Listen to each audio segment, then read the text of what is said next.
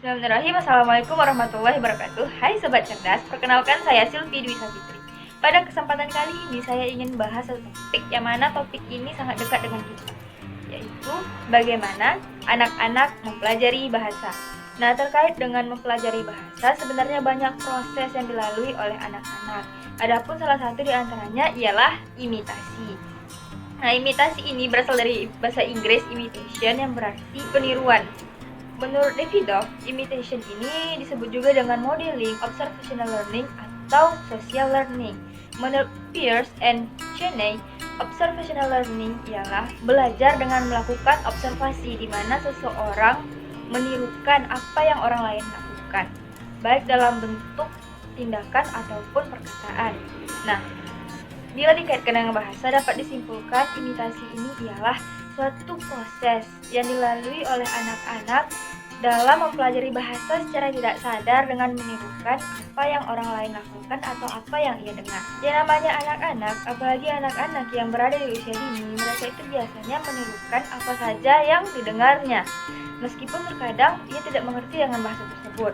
Dan anak-anak mulai anak-anak berusaha memahami bahasa tersebut lewat kerangka rujukannya. Adapun kerangka rujukan utamanya ialah orang tua, sehingga orang tua sering disebut sebagai pemeran utama dalam pembentuk kepribadian anak, baik dalam bertindak ataupun berbahasa. Oleh sebab itu, bila orang tua menginginkan anaknya memiliki kepribadian yang baik dalam bertutur kata, maka hendaklah dia dapat mencontohkannya. Selain orang tua, lingkungan juga berandil dalam membentuk kepribadian anak. Oleh sebab itu, orang tua harus tahu juga bagaimana lingkungan pergaulan anaknya. Dan bila lingkungannya itu adalah lingkungannya negatif, maka anaknya nanti akan berkepribadian negatif.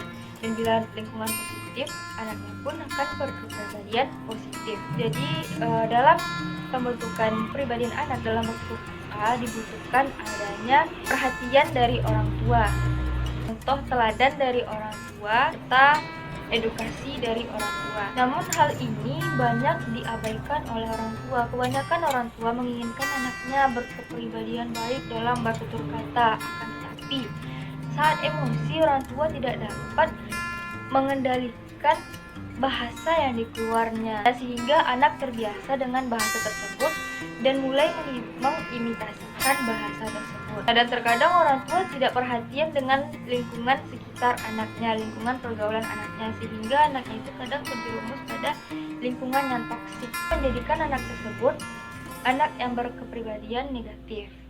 Ada beberapa cara dalam mengatasi anak yang terlanjur mengimitasi bahasa yang tidak patut. Adapun yang pertama yaitu menasihatinya dengan baik, mengedukasinya. Dan jika dengan cara menasihati tidak mempan, maka step selanjutnya ialah dengan memberikan hukuman, yang mana hukumannya tidak terlalu berat dan tidak pula terlalu ringan. Beri hukuman dengan hukuman yang tepat. Imitasi ini tidak hanya bersumber dari komunikasi antar orang. Nah, imitasi ini bisa juga dari tontonan video YouTube atau film. Nah, di sini juga dibutuhkan perhatian orang tua dalam pengawasan jadi di sini dibutuhkan adanya pengawasan dari orang tua. Dengan imitasi ini juga Anda dapat mempelajari aturan-aturan bahasa seperti dari segi fonologi. Anak terbiasa mendengarkan sebuah kata dan dia berusaha mengucapkan kata tersebut meskipun terkadang kata tersebut belum tepat cara pengucapannya. Hal ini adalah sangat wajar sebab anak-anak itu memiliki rongga mulut yang masih kecil, yang mana nanti seiring berjalannya waktu, rongga mulut ini pun akan membesar dan menjadikan lidah dapat bergerak dengan bebas untuk menghasilkan bunyi bahasa. Yang kedua, dari segi semantik, yaitu dalam memahami makna suatu kata. Nah, anak-anak yaitu biasa mendengarkan sebuah kata atau kalimat. Jadi di mana anak-anak ini yaitu mengamati lingkungan sekitarnya dan berusaha memahaminya.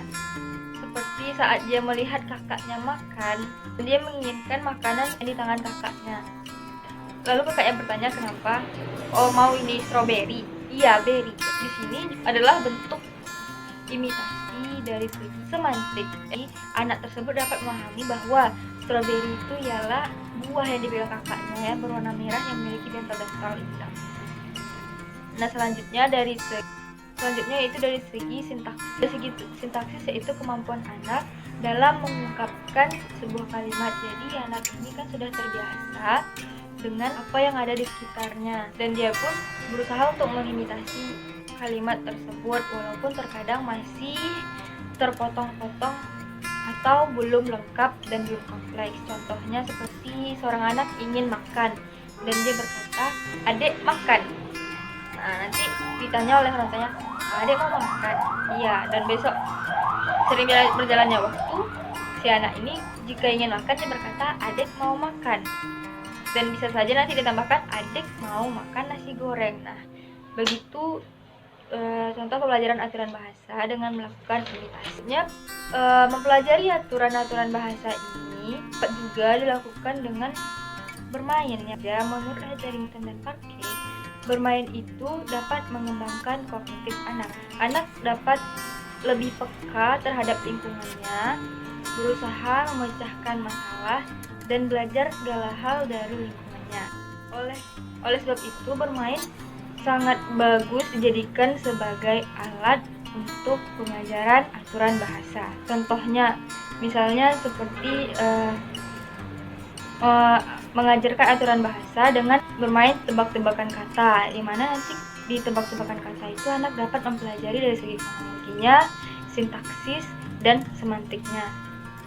Dan atau mungkin dari segi sintaksisnya, anak-anak disuruh storytelling atau menceritakan apa yang dirasa. Nah, setelah imitasi dan mempelajari aturan bahasa, tahap selanjutnya ialah tahap koreksi, yang dimana tahap ini diperankan oleh orang tua dan lingkungan sekitar.